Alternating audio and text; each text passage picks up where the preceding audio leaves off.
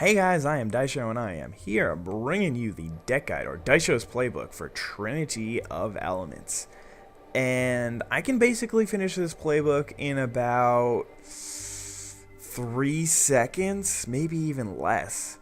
But I'm going to drag it on and it's going to be a really long video, I hope, if I actually do this right. But anyway, don't play this deck. It's bad. It's not good. You might have fun with it if you get fluke, if there's a fluke and you get really lucky and you win a game, but don't play this deck. I'm just telling you guys right now, it's not a good deck. It's not a well-made deck in any way. There's no way to make this deck good. You can say, yeah, my deck's perfect, it wins. It doesn't win as much as the other decks. It doesn't even win as much as Strength of Stone. I would say Ancient Depths wins more than this deck. This deck is just bad. I'm not saying I've had no success with it. It's just most of the success is in specific matchups. For instance, my Trinity Elements deck, it beat Dark Heaven 6-1. But it loses March of War 1-3, Ghoul Keeper 1-4, and then Blood Hunger 1-2, Benighted 2-4. I won the Mirror 3-2. It's just it doesn't have. It has a couple of good matchups. It'll probably beat Ancient Depths most of the time. It'll probably it beats slow decks, but it's a combo deck that when its combo is out, it'll win. But only like really late game, and the ramp that they have in this deck is just not good, and it's just a mess of a deck. Anyway, Evolving Wilds. Obviously, you gotta run Evolving Wilds or Terramorphic Expanse if you're gonna run a 3-color deck and you don't have dual lands. If you don't, then you're not gonna be happy. It's just the best way to fix your mana without running expensive good lands. Essence Warden really just, it doesn't fit in the deck. So you're mostly creature based, so you're going to be laying a lot of dudes. And you kind of want to survive a little bit longer. So I understand where they were coming from when they put in 3 Essence Wardens into the deck. But this is 3 cards that don't help you in your quest to play Hellspark Elemental and Primal Force Mage on the table at the same time. I would so much rather them giving me like a Cinder Wall or something like that, where I can just lay this one guy turn 1, or even Kraken Hatchling is better. Play this guy turn 1, saves me 7 or 8 damage the entire game. That's what I want to see. I don't want to see this life gains sometimes happy. If you draw 2 of them, then you'll probably win the game because of it. But Essence Warden doesn't really belong in this deck. Hellspark Elemental, thank you for giving me something. God, 4 of them would have been nice. This is the best card that was ever created for a deck like this. The best. There's nothing even close to as good as this card for this deck. It's outstanding. I applaud them for that. Rampant Growth. I applaud them for this.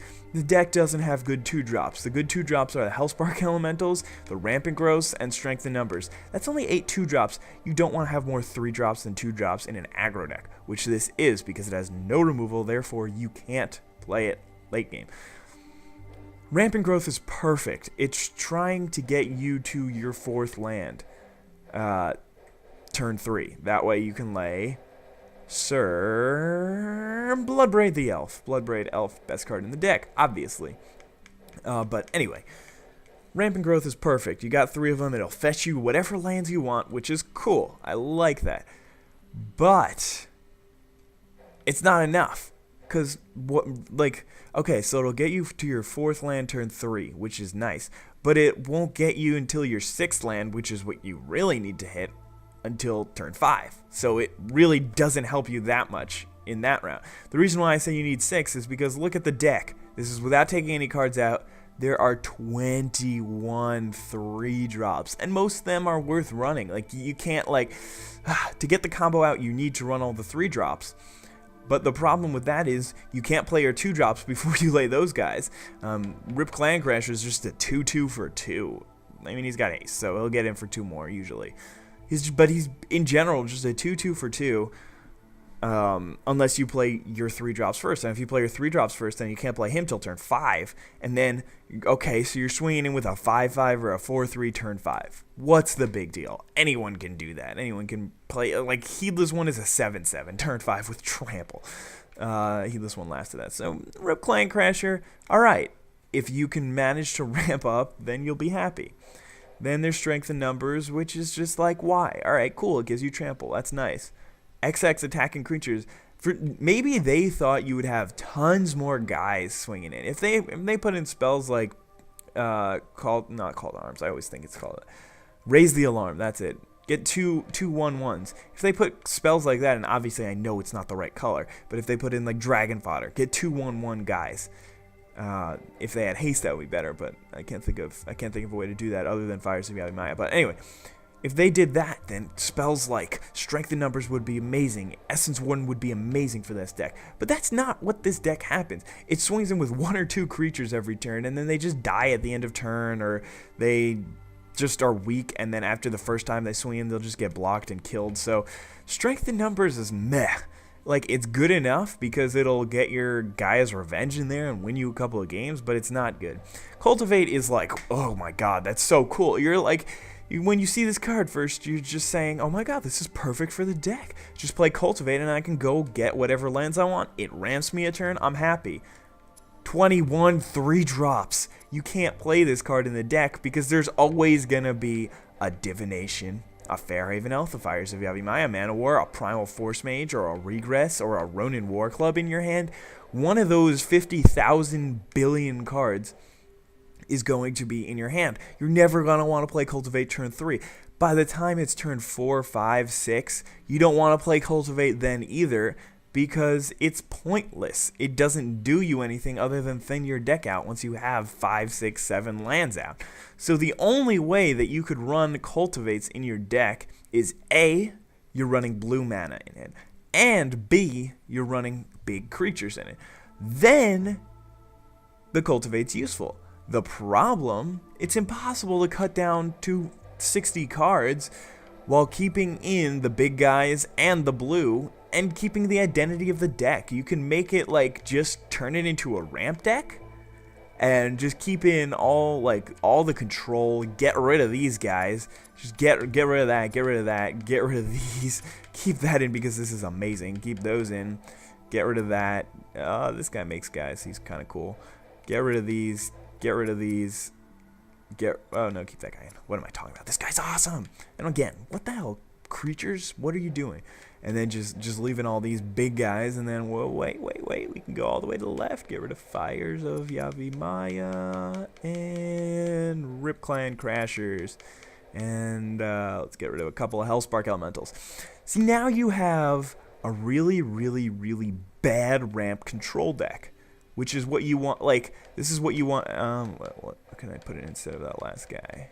Be a Raging Kavu as like a flash blocker instead of Hellspark Elemental. Then you win the game, turn 27,000 when you're finally able to play Gaia's Revenge, Simic Sky Swallower, and Giganomancer and Warstorm Surge. This is honestly one of the better ways to run this deck, I think at least. It's just a ramp deck, just basically playing mono green the first 5 turns of the game, and then all of a sudden you're like, all right, you know what? We'll get some control in there, some draw spells, some walls and stuff, and like, yeah, all right, you can run this deck. Ancient Depths does it better. Dark Heavens does it better, even though Dark Heavens doesn't have ramp, it just has control. Let's get everyone back in there because we want to. And let's see how else you can do it. All right, so you're saying I want to run this deck as an aggro deck. If I do that, then I want to take out the blue. The blue is control. I don't need blue. So, all right, let's try to make this deck an aggro deck. Take out the blue. All of the blue goes out. Couple of more blue spells here, and then just 2 more. That should be it. There you go. No more blue spells. If we're running it as an aggro deck, maybe we want to take out some of the big guys. Let's try to do that. Anything over 5. Cool. Rites of Flourishing is garbage. And what's this? Why do we have so much mana ramp still in the deck? Alright, fine. Take out a couple of Cultivates because we don't like 3-drops. And this deck is still terrible. It just I don't know. Pandemonium needs to come out. Well, let's get something back in there. Cultivate and more removal. Pandemonium is just terrible. It'll lose you the game. You're running Volshock Berserker as your 4-drop. You have 6 4-drops. Volshock Berserkers. Rockamar is amazing, and Hornet Cannon and Bloodbraze are amazing, but you're running Volshock Berserker. He's a 3/2 for 4, and his ability doesn't even give him evasion. It's just haste, which is just god awful. This is another way. Alright, you could run the deck like this. You're running 25 lands, first of all. 25 lands in an aggro deck is ridiculous. You should be running 22 at most. So, the problem is there's nothing left to put in. I can put in more ramp and take out the Evolving Wilds, which is amazing that they actually give us the possibility to switch between colors and stuff. And that I can actually take out the lands, which they don't do for any of the other decks. So you can actually control your land base, which is really cool, because if you're running an aggro deck, you want 22 lands, or 21 lands even. And that would be beneficial for you. But again, like, what are you ramping to? If you got those and Cultivates and Fairhaven Elf, like, what are you ramping to so you can get to turn 6 so you can finally play your 3-drops twice in one turn? Fine, do it this way. You can run the deck this way too. This deck is still not good. It's still like Dragon's Roar bad. And I'm telling you guys, Dragon's Roar is so bad that I don't even own it on my Xbox. I bought it for my my PS3, but after that I did not bother to unlock the cards. And like the other way is just some crazy in between kind of thing where it's just like, all right, let's try to find a way to take out cards. Let's just take out all the bad cards. You need the Rampant Growth. So Rip Clan Crasher is fine. Let's say they'll go out. One Cultivate out. A couple of Divinations because they're not great. Fairhaven Elf, not great. I think I need to put the other Cultivate in because we're running blue. Mana War is cool. That's cool. That's cool.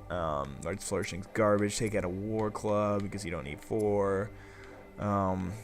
Yeah, Volshock Berserkers are terrible. That guy is too big, too big. And you still got 69 cards. Take out a Gigantamancер. He's too big. And you still got 67 cards in here, and it's just like, alright, take out Fire Sea Maya, 64, and one Essence Warden, and maybe a Rampant Growth. No, I can't even take out Rampant Growth. I mean, I won't even bring myself to take out Rampant Growth, take out Raging Kavu, and then one more card in this deck. Something Sky Swallower. Okay, so now you're running a deck that has 1 6-drop, 1 7-drop, which is just like, alright, so you'll get those guys maybe ever, probably not. And then you just have a bunch of random cards that barely work together in a strategy that will win you a game. If you don't draw the right land, then you will lose, and the ramping is just like, okay, fine, it's not terrible. This is just another way to run the deck. But again, you're running an aggro deck with no removal, barely any defense other than Essence Wardens to gain you life, which I took one out because I'm an idiot. But other than Essence Wardens to gain you life, and then 4-drop walls. You want your walls to be 1 or 2 drops so that they actually help you in the early game. And by the end of the game's already over. And then you have some random win conditions like, alright, cool, if I get a Hornet Cannon with a Ronin War Club and a Primal Force Mage, so that's turn 3, turn 4, turn 5, turn 6, you can finally start swinging in for like 7 or something like that. It should be 6 actually. You can finally start swinging in for 6 every turn or having a flying blocker every turn. Whichever you prefer. You can't choose both though. The only way that this deck ever works is if you get a Primal Force Mage out turn 3, Bloodbraid out turn 4, get the Ronin War Club with the Bloodbraid, or another Primal Force Mage with the Bloodbraid, and then you're swinging in for 15,000, and then you just draw consecutive Hellspark Elementals. This deck will win you games. It just not consistently, and I don't think that there's any way to say, alright, this is going to be the way you want to run this deck and you're going to be happy about it. But, you know, this is just me complaining because I'm a douchebag, and hope you guys didn't mind so much. I know I'm going to get so much hate on this video. That's the best thing. Whenever you complain about something ever in your entire life and you make a YouTube video about it, there will be people who are just like, Daisho, stop being a little bitch and just be happy about it. Just play some Magic. So, yeah. Hope you guys enjoyed this video. It was definitely a little bit different than most of the videos I do, but I had no other way to give you a Daisho's playbook for this deck because there's just too many ways to run it. So, in all seriousness, though, those are the 3 main ways. I think I showed you 3 ways. Those are the 3 main ways that you can run this deck. So, think of it as 3 Daisho's playbooks in one video, right? Amazing. Hope you guys enjoyed. Bye.